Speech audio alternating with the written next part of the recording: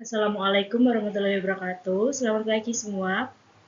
Yang terhormat kepada Bapak Faris Fanani selaku praktisi mengajar dan Ibu Christine Violinda selaku dosen pengampu mata kuliah Psikologi Industri dan Organisasi. Di sini saya akan membahas tentang iklim dan budaya organisasi. Sebelumnya, perkenalkan nama saya Tania Aulia Yusnita, NPM 21810222 dari kelas 4B. Iklim dan budaya organisasi. Yang pertama, kita akan membahas tentang budaya organisasi.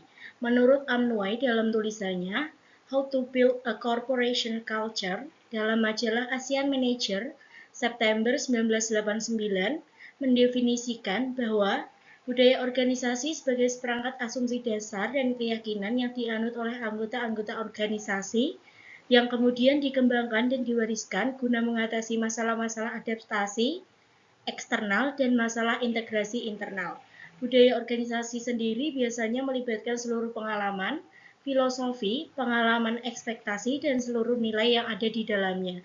Sehingga budaya organisasi ini akan direfleksikan melalui kegiatan mereka sehari-hari, mulai dari interaksinya dengan orang lain, caranya bekerja, dan ekspektasi di masa depan. Fungsi budaya organisasi. Fungsi budaya organisasi sendiri ada 5. Menurut Robbins 2011, yang pertama, budaya organisasi berfungsi sebagai pembeda yang jelas terhadap satu organisasi dengan organisasi lain. Budaya organisasi membawa suatu rasa identitas bagi anggota-anggota organisasi. Yang ketiga, budaya organisasi mempermudah timbulnya komitmen pada suatu yang lebih luas daripada kepentingan individual seseorang. Budaya organisasi merupakan perangkat sosial yang membantu mempersatukan organisasi dengan membentuk sikap serta perilaku karyawan. Yang kelima, budaya organisasi berfungsi sebagai mekanisme pembuat makna dan kendali yang membentuk sikap serta perilaku karyawan. Selanjutnya ada karakteristik budaya organisasi. Ada 7 karakteristik budaya organisasi. Yang pertama, innovation and risk taking, merupakan suatu tingkatan yang mana pekerja didorong untuk menjadi inovatif dan berani mengambil resiko. Yang kedua, attention to detail, pekerja diharapkan menunjukkan ketetapan, analisis, dan perhatian pada hal secara mendetail. Yang ketiga, outcome orientation, yang mana manajemen memfokuskan pada hasil atau keuntungan atau manfaat yang tidak hanya sekedar teknik, tetapi juga proses untuk memperoleh manfaat tersebut. Yang keempat, people orientation, keputusan manajemen untuk mempertimbangkan pengaruh manfaat pada orang dalam organisasi. Yang kelima, ada team orientation, yang mana aktivitas kerja dalam organisasi berdasarkan tim daripada individual. Yang keenam, aggressiveness, yang mana orang cenderung lebih bersifat agresif dan kompetitif daripada easygoing atau santai. Yang ketujuh, ada stability, yang mana aktivitas organisasi ini menekankan kepada menjaga kualitas sebagai lawan dari pada perkembangan. Selanjutnya, ada jenis budaya organisasi. Jenis budaya organisasi sendiri meliputi 2 hal. Yang pertama, open and participative culture. Yang kedua, closed and autocratic culture. Open and participative culture sendiri merupakan budaya organisasi yang ditandai dengan pencapaian tujuan output yang tinggi dengan didukung adanya rasa percaya diri pada bawahan, komunikasi yang terbuka, kepemimpinan yang suportif dan penuh perhatian, penyelesaian masalah secara tim, dan adanya otonomi pekerja dan berbagai informasi. Lalu, closed and autocratic culture, budaya organisasi ini ditandai dengan pencapaian tujuan output yang tinggi, namun pencapaian tersebut mungkin lebih dinyatakan dan dipaksakan organisasi dengan pemimpin yang autokrasi dan kuat. Selanjutnya ada fungsi budaya organisasi. Fungsi budaya organisasi sendiri mencakup 4 hal. Yang pertama ada adaptasi eksternal atau proses meraih tujuan dan kolaborasi dengan pihak luar. Yang kedua, integrasi internal tentang metode kerja yang serasi. Yang ketiga, mewujudkan kebersamaan eksekutif dan karyawan. Yang keempat, memilih organisasi yang sesuai dengan budayanya, baik secara akademik, perlindungan, yang baik dari segi tim dalam organisasi.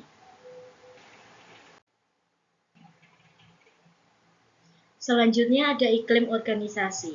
Iklim organisasi sendiri menurut Tolson dan Smith 1994, iklim organisasi didefinisikan sebagai sesuatu yang dapat diukur pada lingkungan kerja baik secara langsung maupun tidak langsung, berpengaruh pada karyawan dan pekerjaannya, di mana tempat mereka bekerja dengan asumsi akan berpengaruh pada motivasi dan perilaku karyawan. Adapun dimensi iklim organisasi.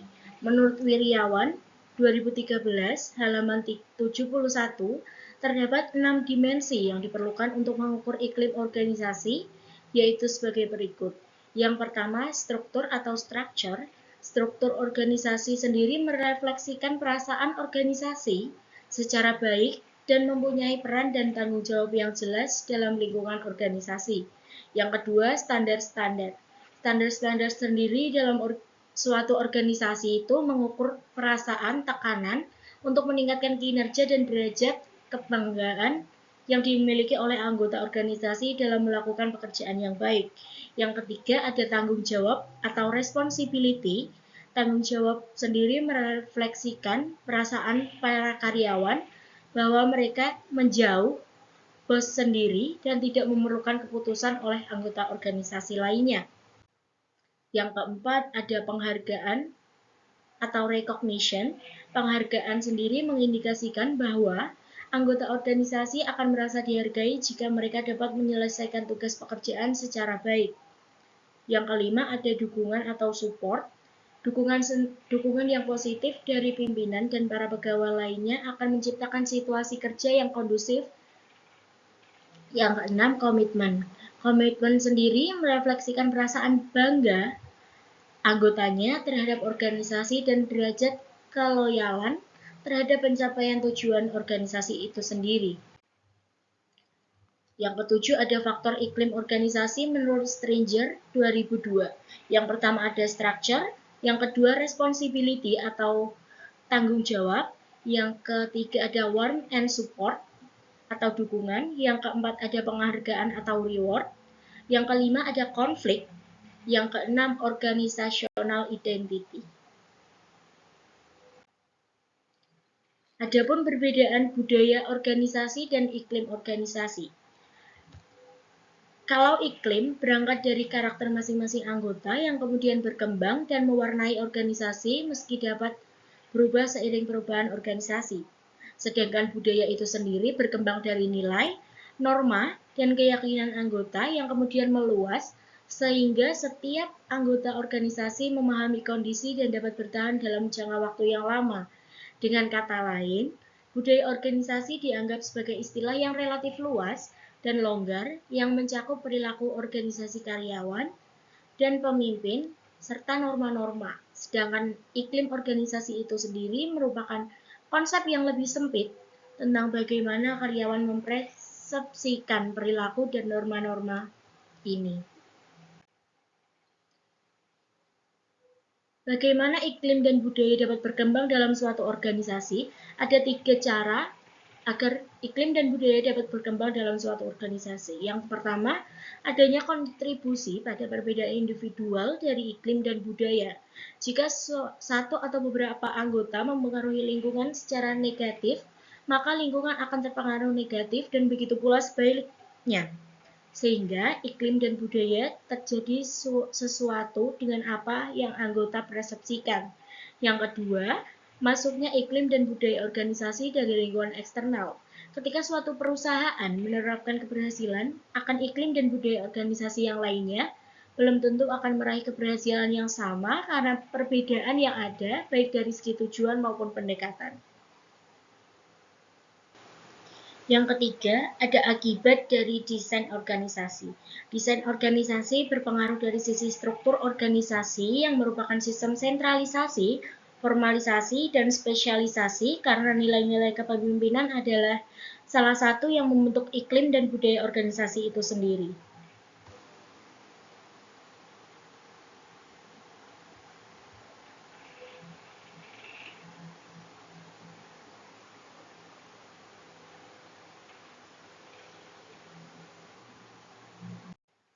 Adapun penerapan iklim dan budaya organisasi pada organisasi himpunan mahasiswa.